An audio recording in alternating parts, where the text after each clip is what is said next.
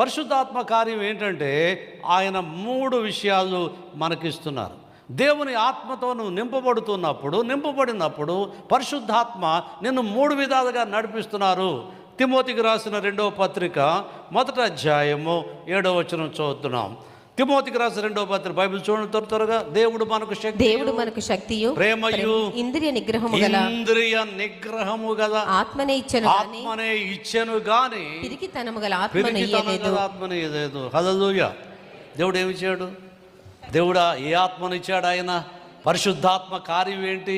దేవుడు మనకు శక్తియు ప్రేమయు ఇంద్రియ నిగ్రహము కదా. దేవుని పరిశుద్ధాత్మ నీదో వచ్చినప్పుడు, నీదో ఉన్నప్పుడు నీదో ఏముంటుంది? శక్తి ఉంటుంది. కొంతమంది ఇప్పుడు యుక్తి ఉంది, శక్తి లేదు. యుక్తి కనపడుతుంది,